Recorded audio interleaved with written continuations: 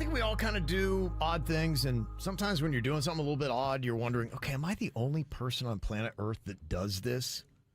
Because sometimes you actually do something, and it's a lot more universal than you might expect. A lot of people actually do it, too. They just don't talk about it. So this is where we do talk about it to find out if you're crazy or not. Do you ever like to poke your eye kind of to make yourself sneeze because you just want to sneeze? You just want to, I don't know. No. Do you ever, never, that's not normal to you? No. Is that normal to you, Virginia? No. Yeah. I know. I don't think We knew you'd be different. Yeah. Oh, if we could go down the laundry list of things only the bird does. Meet my friend, Anomaly. Yeah. What about this? Have you ever watched all or almost all of a movie or a show before realizing you've actually watched it before? Oh, yes.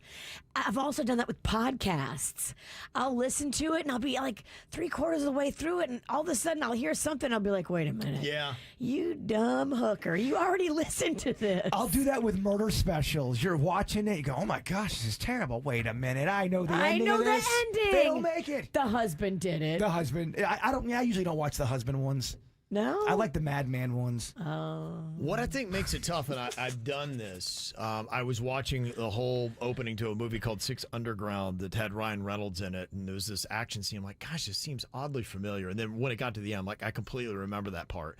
But the problem that you have sometimes is some shows, whether it be podcasts too, they start completely from the beginning, while others hold their place. But the problem for me is all my family, of course, has jumped in. We can't do anything individual in my family. Everybody's got to be on the same this, the same that. So what it is, Kev, who's the neat freak and the only child who likes everything set off to the side and neat, it's just, I know my family's been through it, and they'll watch my shows, and then they'll stop in a place where I didn't.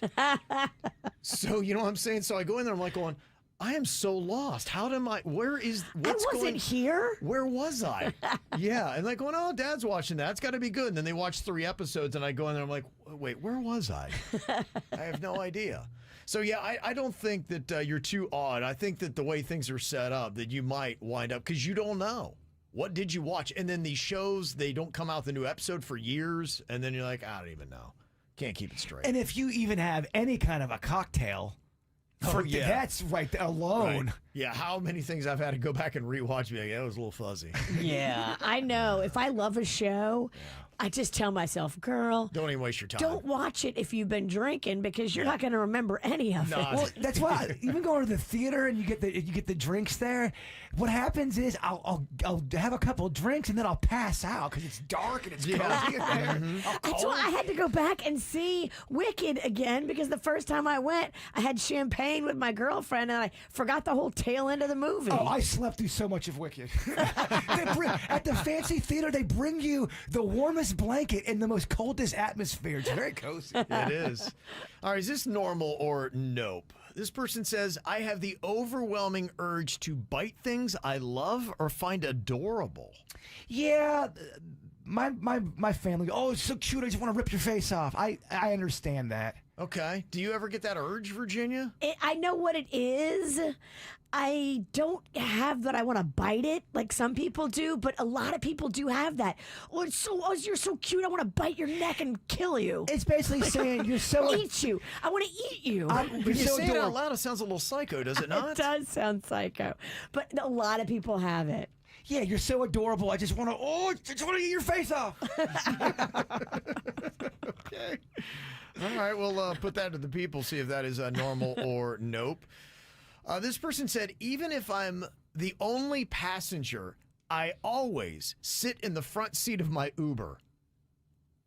Not normal. Yeah. I don't think they want you up there all the time. Right. I get the vibe that they don't want you up there, especially if they've got stuff on that seat, their jacket, their phone, their whatever. Like, they don't want you in the front seat.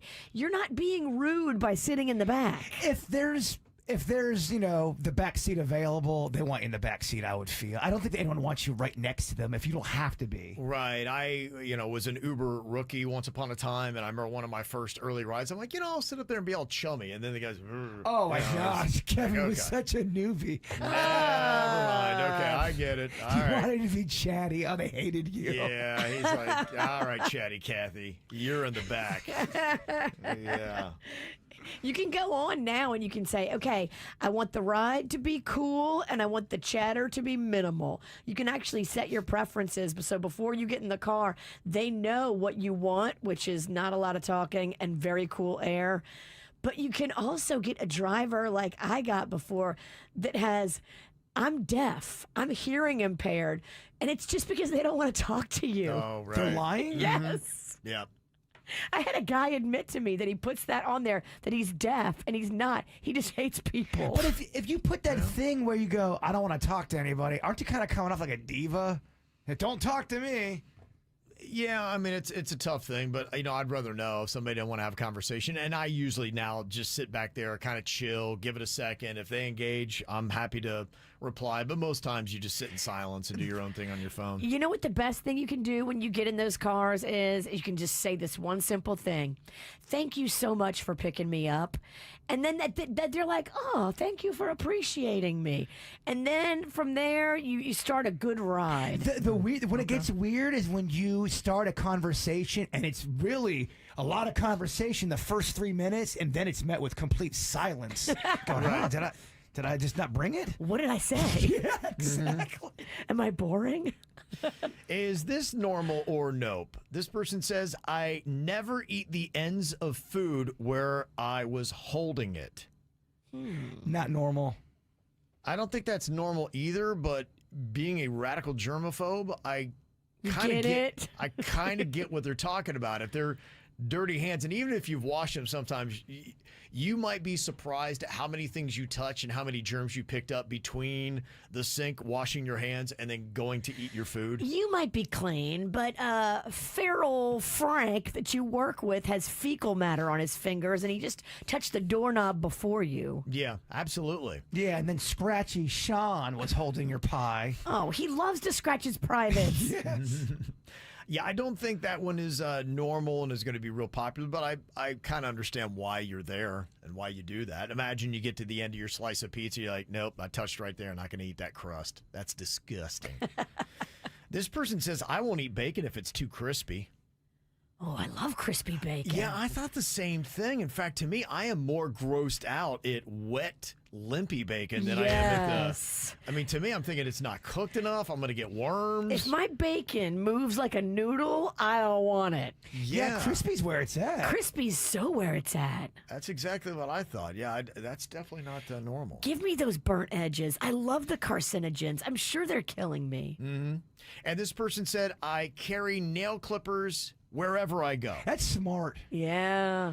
I don't hate it. I don't. But if you had a purse or something like that, then I would probably put that in there because it gets in my head. If my fingernails are too long, I can't stop thinking about it. Yeah. It drives me absolutely crazy. I understand. And I have to go home and cut them immediately. Do you have clippers in your purse? I sometimes do. I don't think I do right now because I gave them to one of my kids. Tweezers? Yeah, same thing. Kids jack the tweezers too. That's what kids do. Tamps? I don't need tamps Oh, anymore. wow. Yeah, I should have asked. Menopause, bruh. This is how we do. It's the KBJ Show.